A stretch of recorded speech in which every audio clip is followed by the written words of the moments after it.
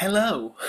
This is very weird for me. I'm over 10,000 subscribers now. In fact, I'm over 11,000 subscribers now. In the week I gave people to give me questions, I gained nearly 2,000 more subscribers. What is going on? Thank you all so much. It has been very unexpected and a very weird 2 months for me. But I am very, very grateful.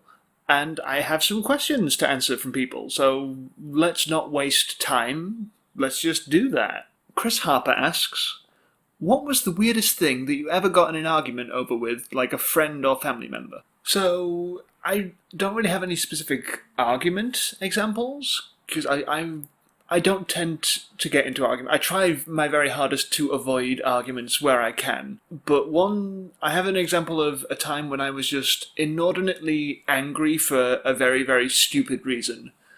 And that was when I was younger and I was back with my family and we were eating shoe buns. So, you know, the ones like the shoe pastry, like what they use in chocolate eclairs. For whatever reason, because it's shoe buns, my family decided to start making puns about shoes. So, shoe buns to shoe puns. And so it was things like, oh, well, this hasn't got much soul.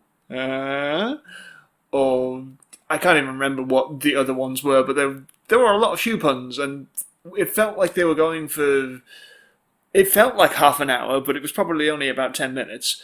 And I just got so ridiculously mad at this, and I don't know why, in retrospect, because it is kind of funny, I think, but, like, I was just so angry about the shoe puns, and that is possibly the most ridiculous thing that I've ever been mad at someone for, because really all they were doing was just making jokes and having fun, and I was sat there being very, very angry at them for doing so, and that's weird. It's a strange one, I think. Shoe puns. Joyful Cactus 494 asks, what was it like discovering you were ace? And a similar related question to this, Ethan Chadwick asks, have you always been fine with being asexual, or were you upset for a while? Discovering I was ace was very much like I described in my video essay, Maybe You Haven't Met the Right Person Yet, where I was reading the article while watching Despicable Me 2. That story is 100% true. It wasn't some big moment of like, oh, everything is different now. This is, like, it wasn't some massive realization. It was just more along the lines of reading through it and just like, oh, that makes sense. Yeah, that's what I am. Cool. It took a little longer than just that immediate thing for me to be, like, fully come to terms with it. Like, it took a few weeks of, like, actually stopping and thinking, and does this label apply to me? Do I feel comfortable using it? I wouldn't say I was ever upset by the thought of being asexual. It was more of a relief, really, because the way that I look on it now is that I don't feel like I'm missing out on anything by not feeling sexual attraction towards people. What it more feels like is just, that's a thing I don't want to do, so why would it bother me much that I don't want to do it? You know, I don't feel like I'm missing out on a thing that doesn't interest me at all. You know, I like, say, I am terrified of roller coasters. I have a legitimate phobia of those, so I don't feel like I'm missing out when other people are going on roller coasters and having fun, because I'm like, yeah, but they're scary. I don't want to do those. And I feel a similar way about sexual attraction. Again, it's just never a thing that has really been in me, so why should I feel like I'm missing out by not having it? It's not the only thing that makes a person, if you get me. Tucker Carlson Hate Account asks, which video of yours are you most proud of? And I've got a couple that I'm most proud of for different reasons. In terms of writing, I think probably my best one is the Marxist Genius of Sweeney Todd. I feel like that's the one where I had the most information to put across, and I did it in the most interesting way. It's the one where, like, the through line of the video feels the strongest, and, like, I'm just really proud of how that one came out, other than that I messed up the focus on the camera for so much of the video. But yeah, I do feel like that is probably my best written video, and so I'm quite proud of it for that reason. In terms of a video making, like, an impact with people, the Maybe You Haven't Met the Right Person Yet is undoubtedly my favourite one for that, because I get so many comments on that video of people telling me their experiences or saying that it helped them through, like telling people about being ace, or that they are going to send it to people to give them more information, things like that. It feels like I really actually did something worthwhile with that video, which it was a video that I was very unsure about when I was making it, whether or not anyone would watch it, whether or not it would do well at all. Like, it was a risk, really, doing that video, but I'm so glad I did, because it opened my mind up to, like, oh, I can make videos about stuff that isn't just movies, I can talk about things that really matter to me, I can put myself on camera for a lot more of the videos than I was. It really helped my confidence with the stuff I'm making, and I feel really good for having done it. I will never not be glad that I made that video. That is one of my favourite things I've ever done. Aria asks, what's your day job? What's your profession? And non-fiction books recommendations. For the first one, about my day job, is a point where I'm going to say that creators need to have very clear boundaries with their audience. There are things about my life that you simply don't need to know in order to watch my content or engage with me on Twitter or other social media things. There are parts of my life that are private and need to remain private, and my day job is one of those things. I am not comfortable disclosing what I do for a living outside of this. That is my business and not anyone else's. No offense is meant by this. Like, I understand you're just curious and you don't mean any harm by it, but that is something that is private, is mine, I don't want to share it. But as for non-fiction book recommendations, I do have a few. I realise I should have prepared them and grabbed them before. I will grab the ones that I have off my shelf. 1 second. So the first one of the ones that I have an actual physical copy of is Lowborn by Kerry Hudson. This is a memoir about this woman. Kerry Hudson is writing about her own childhood, where she grew up in poverty and got moved from place to place by her mother a lot, and her childhood life was very unhappy. There was a lot of abuse there, and she's now going back to the places that she was taken as a kid to revisit them and see if the poverty still holds true and what things are like in those areas today.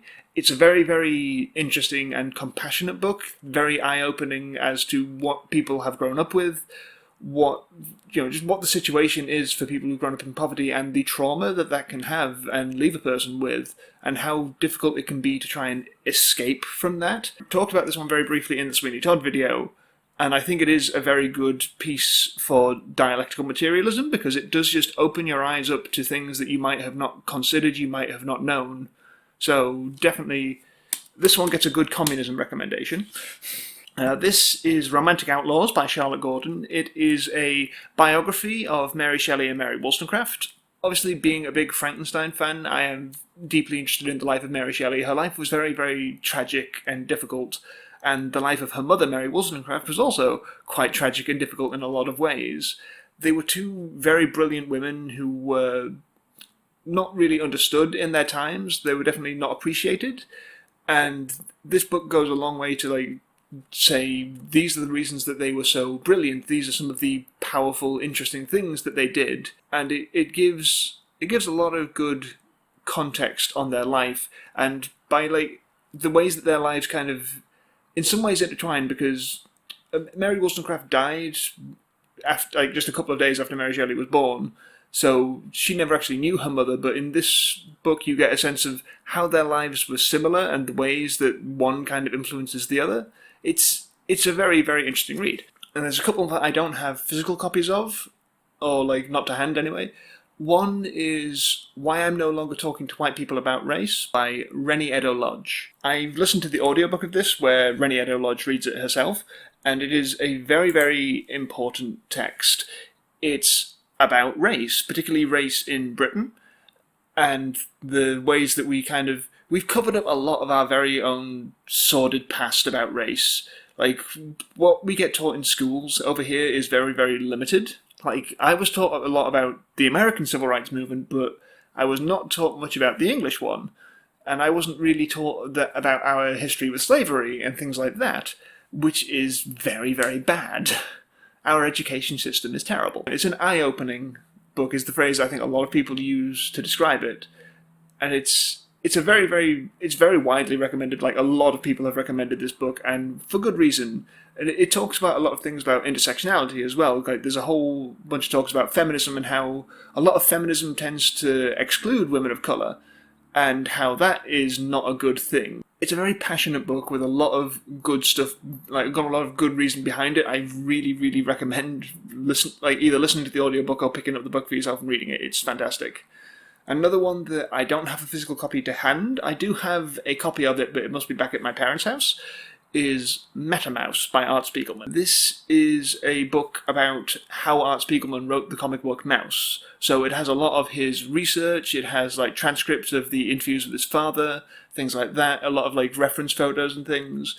And it has with it a CD that has an interactive version of the comic Mouse that gives, like, when you click on certain things, it will go to Art Spiegelman's sources or to interviews, like some of the audio of the interviews with Vladek Spiegelman.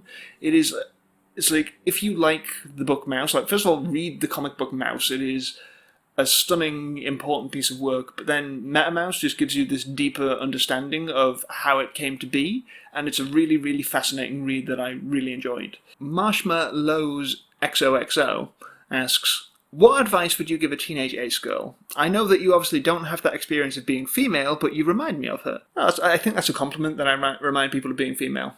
I'll take that. My best friend is ace, but they're also non-binary, and they never gave a damn even in high school. But my sister is extremely sensitive to those things, and she came out as ace to me last year. Frankly, I've been dreading the time when everyone starts to get into relationship drama around her. Those types of things usually stress her out. I guess advice to me as an older sister would be welcome too. So, I guess my advice for a teenage ace girl would be, it's okay, it gets easier. This would be my advice for teenagers in general, really, because being a teenager, it sucks, no matter what your circumstances. Like, being a teenager has never been good. But especially with the ace thing, people try to get you with the whole fear of missing out idea, that as though you are missing out on something by not experiencing that, and you're not. You are just living a perfectly normal life. You don't have to experience something to know that you don't like it, to know that you don't want to do it. Particularly when it comes to sex. That is, it is kind of a big deal for people. And remember, I guess, that you're not wrong for not wanting it. There's nothing strange about that. And I will also say that specifically for like teenage people who are identifying as ace, that at that time your body is going through a lot of like hormones are flying around, things are changing. If you do end up feeling differently about yourself later on, which does happen to some people, the sexuality is a spectrum, people move around on it, it doesn't make it any less valid that you identified as that earlier. So don't doubt yourself. Whatever you are feeling about yourself at the time is valid to who you are. And you are okay, you are allowed to feel that. And I guess advice to a sister would just be, listen. You don't always necessarily need to have answers for people when they're having a difficult time. Sometimes people just need someone who will listen to their questions. I should probably also point out that I am absolutely in no way qualified to give advice on stuff. Like, I am just some guy who is doing his best. But if that helps, I hope it does, but I can't guarantee anything, I'm sorry. Half Pinter asks, Ace to Ace, do you have a favourite book, and why is it Le Mort d'Arthur? Well, you see, I'm just such a big fan of the jousting. And also, Joyful Cactus 494 asks, what is your favourite book? I don't know if I have one favourite book. Picking like one favourite anything is tough because I feel like your tastes change so much over time, and just like I don't like to settle for just one thing as this is the best thing ever. So I'll recommend a few that have really been important to me, or like that I've really loved over time. Needful Things by Stephen King. I know I'm a basic bitch, but look, you look at Stephen King's earlier works and tell me he's not good. Okay. His more recent stuff, yeah, fine, but his earlier stuff, it's good. Needful Things it's just a very good example of Stephen King writing a whole group of people very well. Like, he writes about this small town that gets slowly but surely driven mad by this malevolent force. And it's just a really tense, really entertaining, good horror read that I liked so much that I tracked down a first edition copy of it on eBay, is how much I enjoyed this book. I haven't read it for quite a while. I'm sure it still holds up, though. Harpo Speaks, which is Harpo Marx's autobiography. I am a big fan of the Marx Brothers films, and Harpo Marx is my favourite of them, and his autobiography is just, it's a very tender, gentle... He was a very good listener, and you do get the sense of that in this from the stories that he tells, and he's just such a kind man, and it's a really funny read, but also like really heartwarming and moving in a lot of places. This one is very good, very highly recommended. This is one that I just read recently for the first time. This is Loveless by Alice Oseman. Now, the reason that I like this one so much is because it is an asexual story.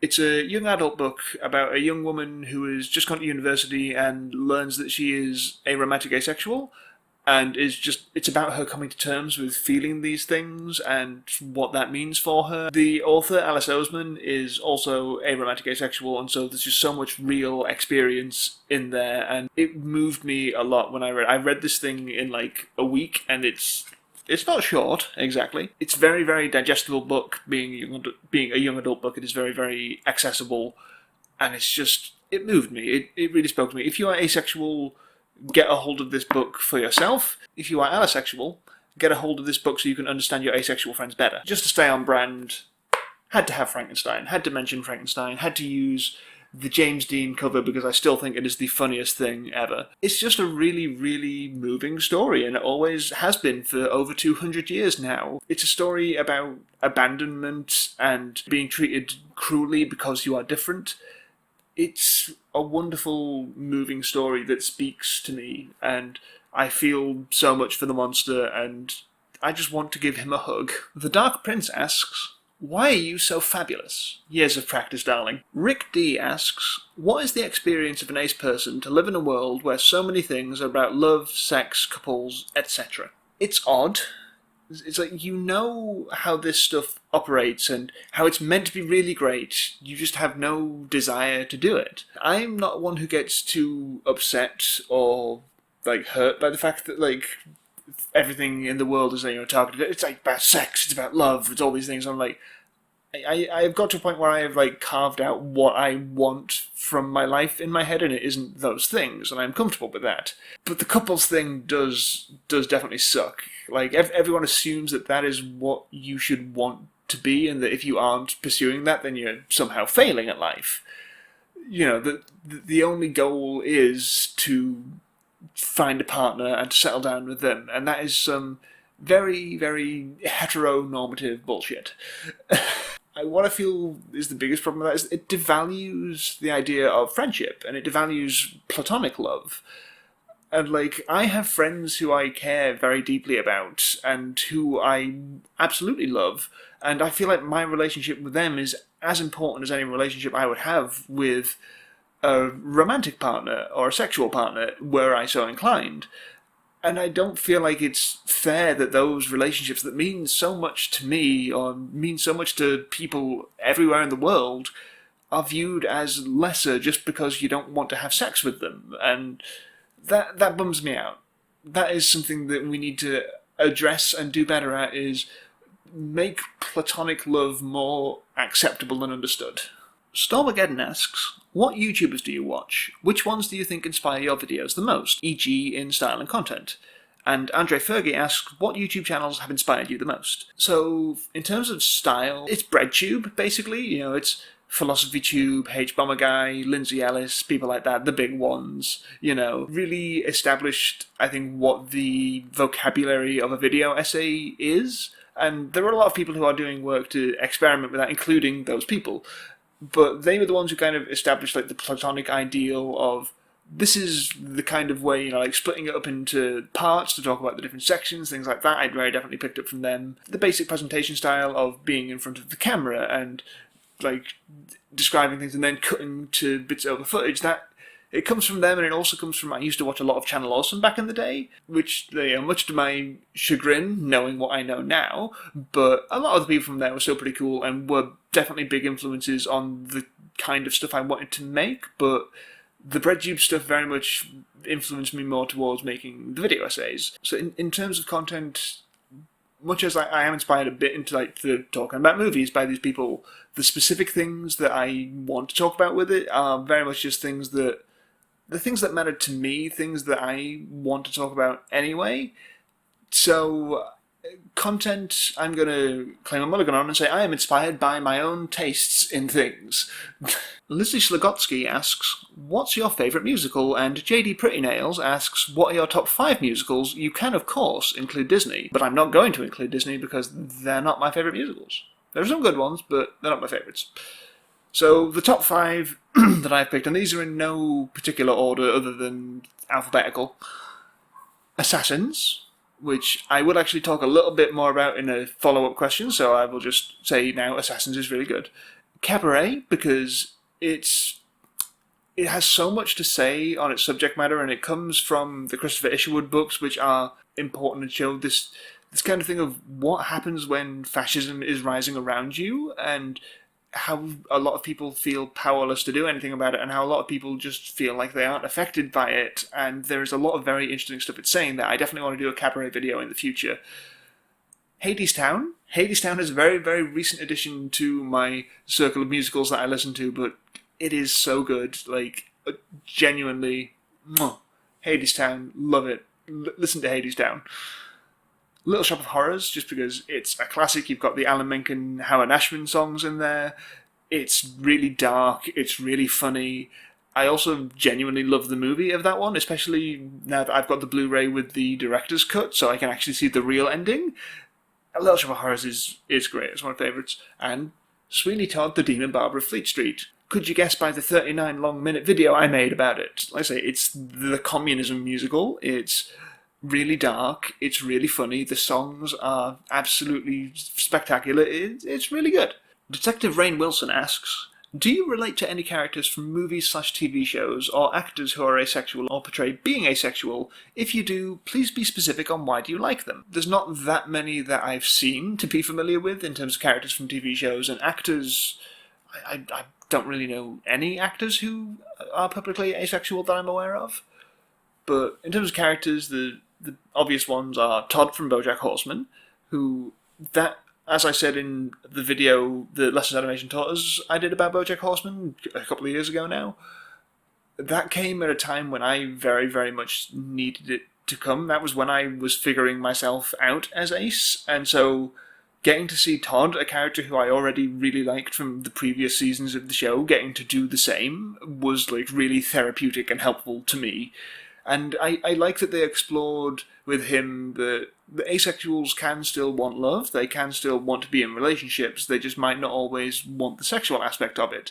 And I think that is an important thing to explore. I would also like to see more aromantic explorations, because we've not really seen much of that.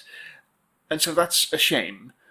But I think as introducing the idea to a lot of people, doing the romantic side is probably quite helpful. Another one I really liked was Florence from Sex Education, because again, it just really captured that feeling of everyone else wants this, so shouldn't I also want this? Thing that a lot of ace people have to go through before they figure out what they actually want out of life. And in terms of real people, like I said, there's not really any actors I know, but as far as I'm aware, I believe that John Frusciante from the Red Hot Chili Peppers is asexual, and I really like knowing that because it means, like, if someone that cool is asexual, then goddammit, there's hope for us all. Lebenslang Betaphase asks, what are your thoughts about Cats the musical? I don't really know the stage version. I am vaguely familiar with it in the basic concept, but I don't really know that very well. I absolutely adored the movie. It was just the perfect kind of train wreck that I really, really wanted it to be. Like, you simply cannot beat things like every time Idris Elba teleports, he goes, meow! Skimbleshanks, the railway cat, we unquestionably stan. He wears trousers because it is very difficult to motion track the fur onto the legs while he is tap dancing. God damn it, I love that movie. I had a great time. I bought the Blu-ray. I own Cats. I own Cats on Blu-ray and have watched it in my home for pleasure. Rick R. asks, how do you feel about the amount of attention your Dr. House video got? Very, very weird. I mean, obviously I'm thrilled, but it's strange because basically I didn't do anything to get it to become successful. It just sort of happened. And so I'm kind of glad, though, that it took a couple of months for it to suddenly get algorithmed. Because if it had done it right away, then maybe I would feel like I had done something specific and done something right with that video. I mean, would be trying to emulate it, but because it just happened at random, like 2 months after the fact, it really drove home just how, like, nonsensical and unreliable this platform that I'm on is. And so it let me know that I just need to keep making stuff however I want to make it. I am absolutely thrilled by the success I've got. I'm overwhelmed by it. I had 800 subscribers a couple of months ago, and now I'm on like 11,000, nearly 12,000. So it's been absolutely wild, and I'm very happy, but it's a lot. It really is a lot. But thank you all. Thank you all so much. KC asks, what do you think of the new Muppet series? I think that it doesn't live up to the potential that it could have. There are a lot of individual bits of it that are interesting, some of the bits have genuinely made me laugh, but then they just repeat them over and over and over.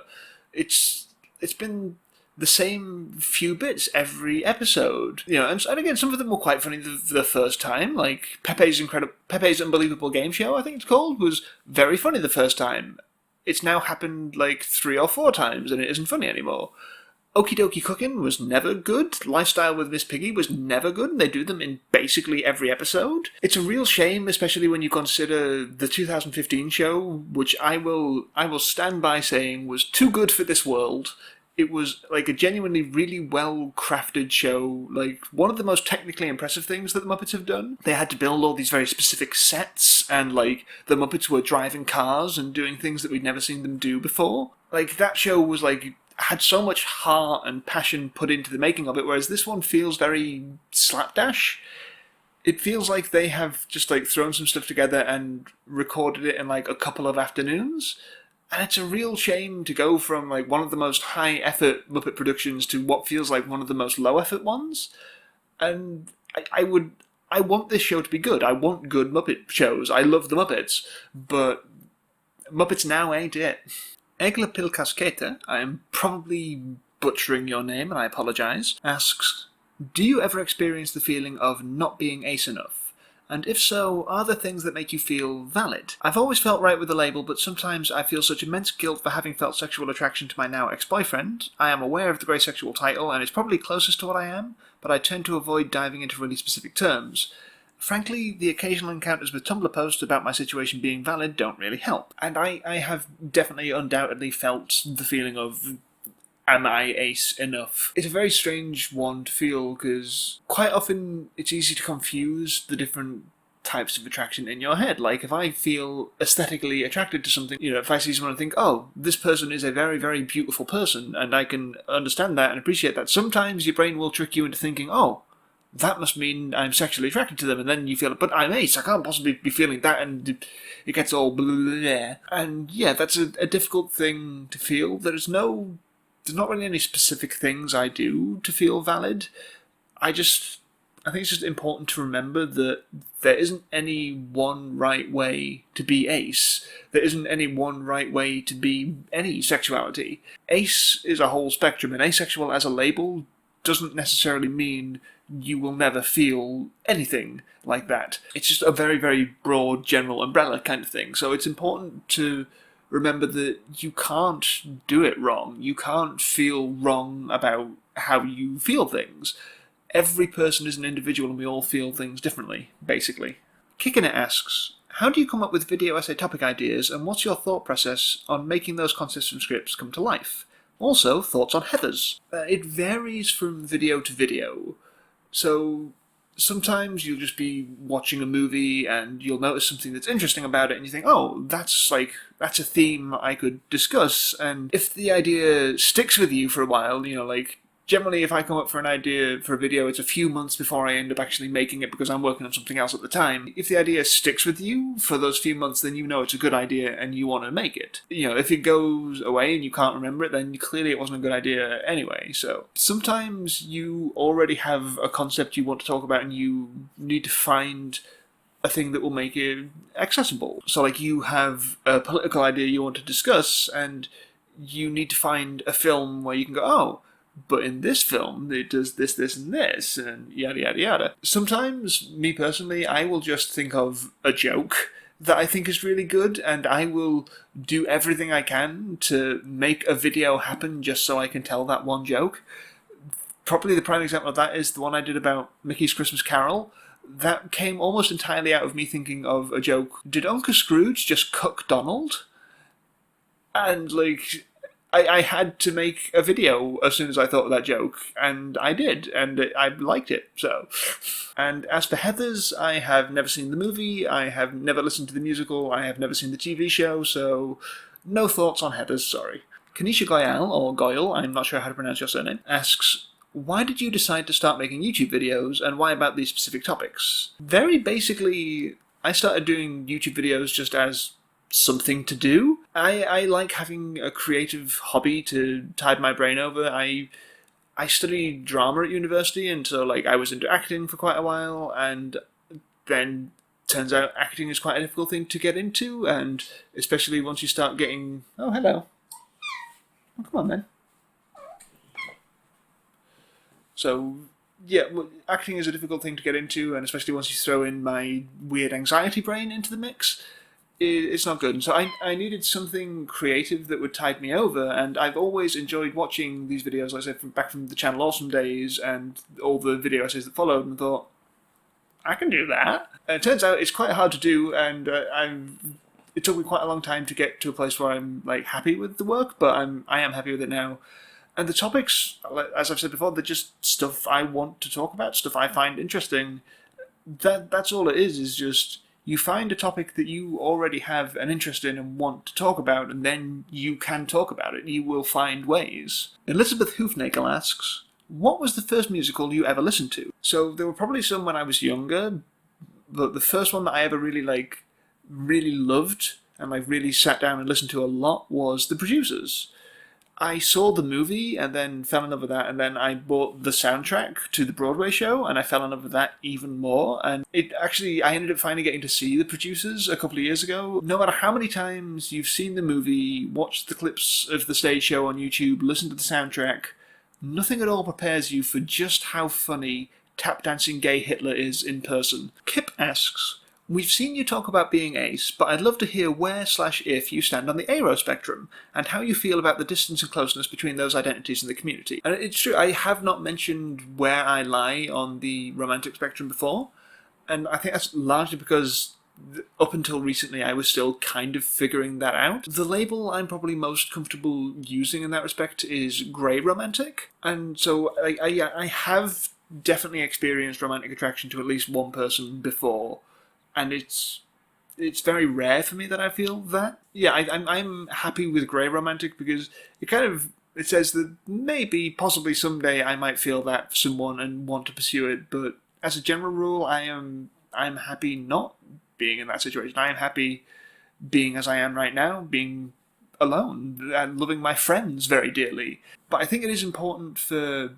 in terms of the closeness between the communities, I think it's important for aros and aces and agender people, so all the aspec communities, to support each other.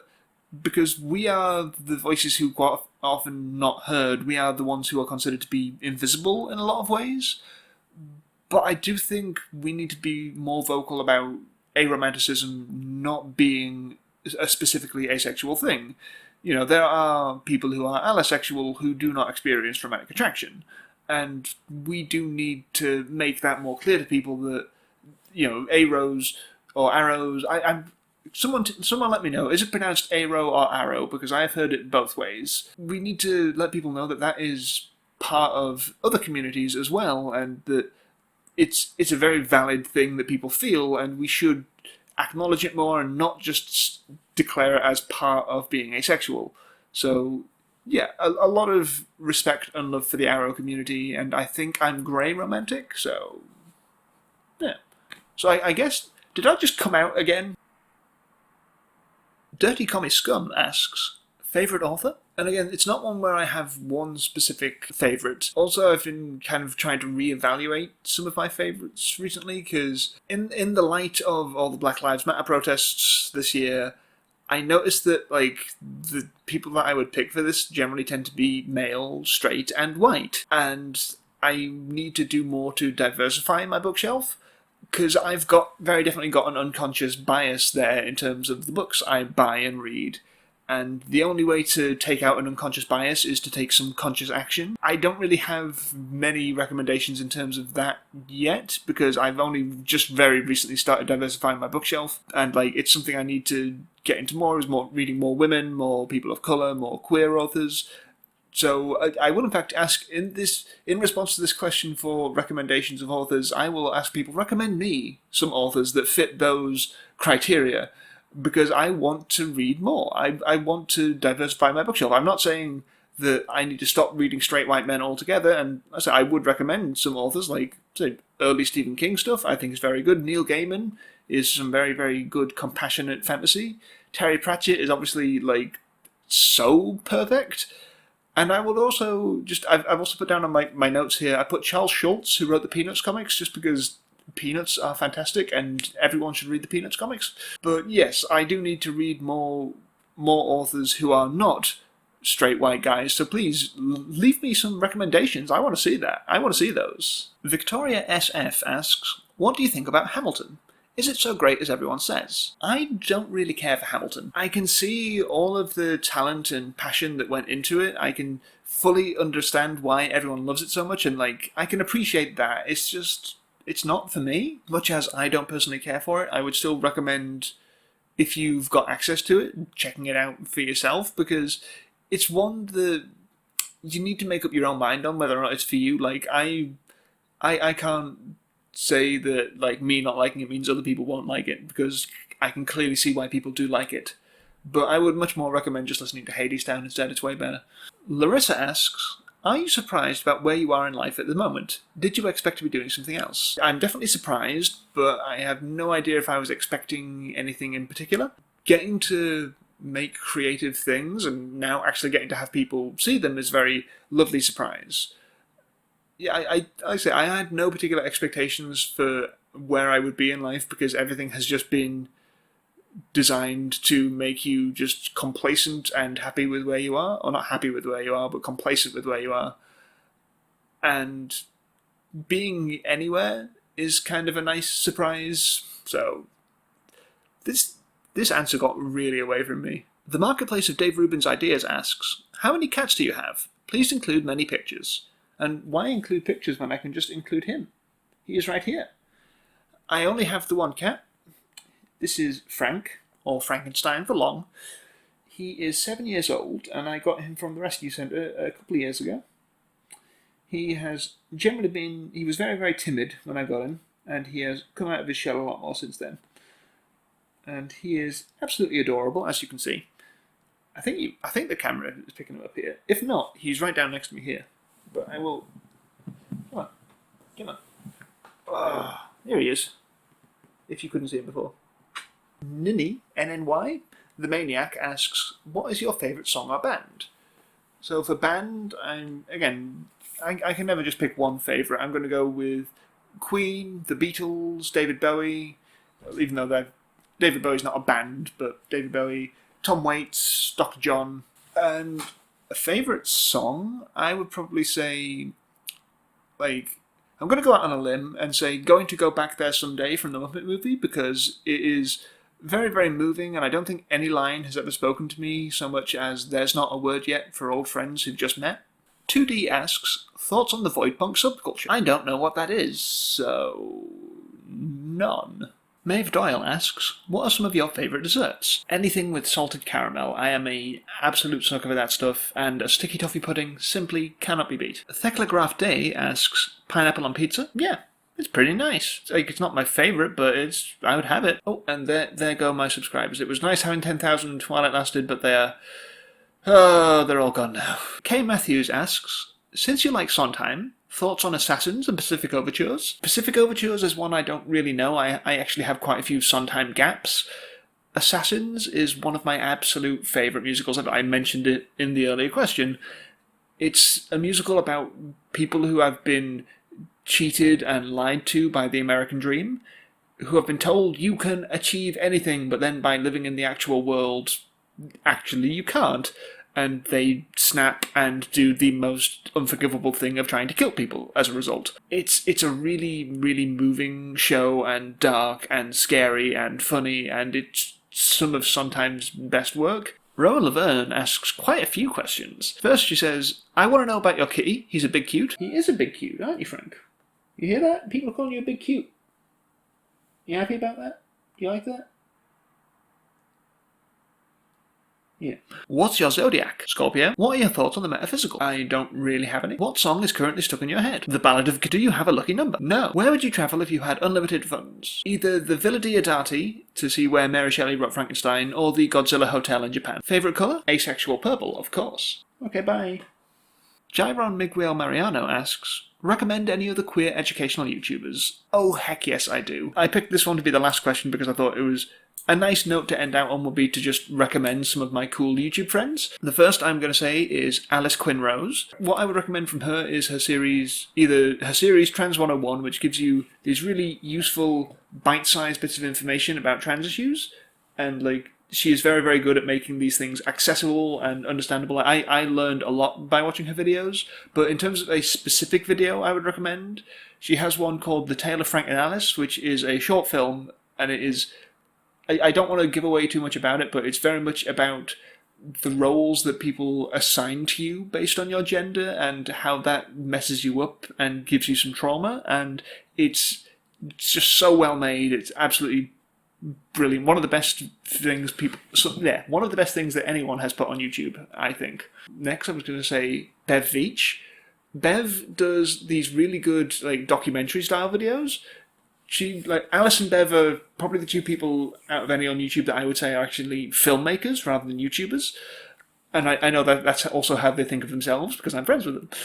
And to recommend one video for Bev, I would say her video Part of Your World, which is all about The Little Mermaid and how Hans Christian Andersen and Howard Ashman, two people who are hugely influential in making this story happen, and how they were both queer men, separated by a few centuries, but how there is that commonality between them, and it's just a really, really beautiful, touching piece that I absolutely love that one. And the next one would be That Jess. Jess makes videos about trans issues and about videos game. I would recommend one of her trans issue videos, particularly as a really good introduction to her channel, which is Are Trans Women Biologically Male? Which that video really breaks down a lot of the misconceptions that people have about biological sex, and a lot of very good information about intersex people and all that sort of thing. It is a very, very good breakdown of the talking points that people have and why they are often wrong.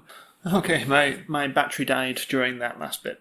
So I was up to recommending Laura Crone. Her videos aren't generally specifically about being queer. She is much more of a film YouTuber, but her videos are really, really good. She's one of my favourite people making stuff on this platform. And to recommend one specific video of hers, I would say her video from last year called I'm Nobody, which is about this very small film that you've definitely never heard of, and about finding yourself as an artist and learning that sometimes you just need to make stuff and not worry about whether or not it's going to be good, and that video just really, really spoke to me. I think it's one of the best things she's ever done, and it just really moves me. She is currently making a series of videos about the Marvel Cinematic Universe and the personality sort of the Enneagram, and using them both to teach you about the other one.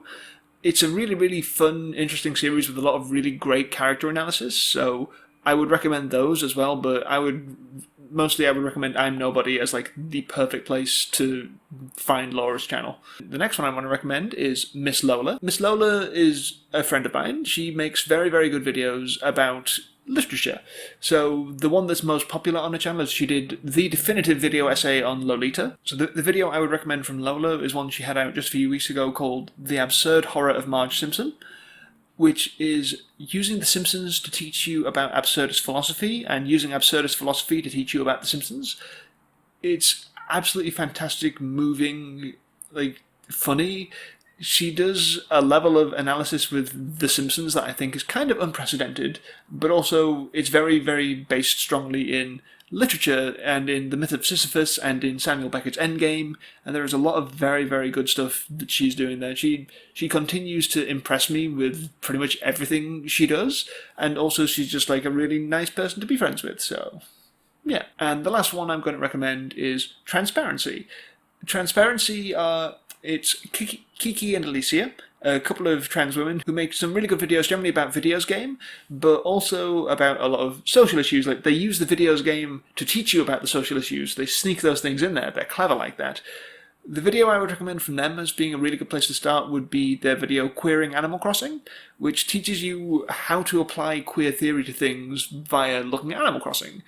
They make some very, very interesting, nuanced videos that are very, very fun. And they work in like so many like great visual gags as they go. They're great. Absolutely, definitely check out Transparency if you haven't.